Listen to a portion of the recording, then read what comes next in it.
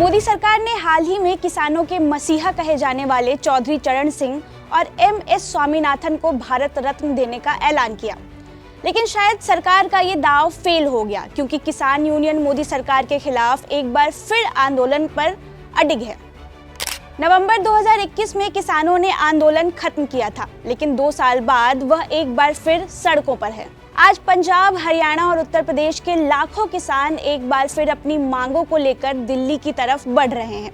इस बार इन किसानों का ट्रैक्टर राशन पानी से भरा हुआ है, जिसे देखकर ऐसा लग रहा है कि देश के अन्नदाता किसान इस बार जल्दी वापस जाने के मूड में नहीं है। वहीं दूसरी तरफ आज से शुरू होने वाले दिल्ली चलो अभियान को देखते हुए पूरी दिल्ली में धारा 144 लागू कर दी गई है। इतना ही नहीं, हरियाणा के रास्तों पर भारी पुलिस बल को भी तैनात किया गया है। ऐसे में इस रिपोर्ट में आपको बताते हैं कि चुनाव के ठीक पहले किसानों का सरकार के खिलाफ आंदोलन करने की वजह क्या है।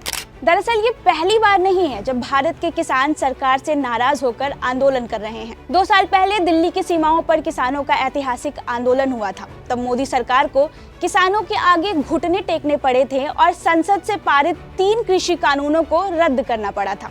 उस वक्त किसानों को ये डर था कि ये कानून न्यूनतम समर्थन मूल्य यानी एमएसपी को खत्म कर सकता है और खेती किसानी कॉरपोरेट कंपनियों के हाथों में सौंपी जा सकती है।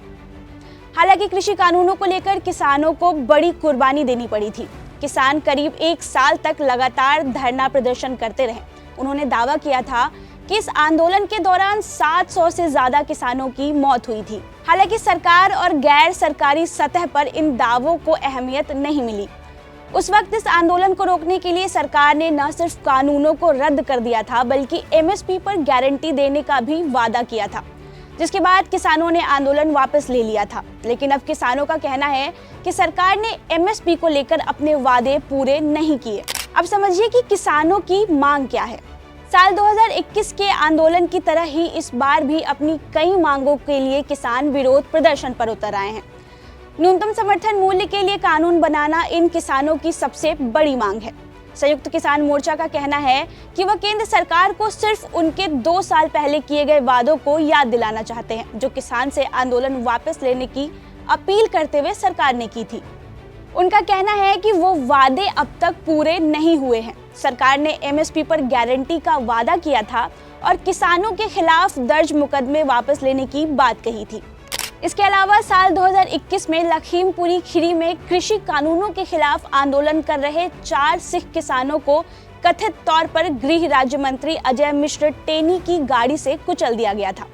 अब किसान सरकार से उस घटना में मारे गए लोगों के परिवार को नौकरी और दोषियों को सजा दिलाने की मांग कर रहे हैं।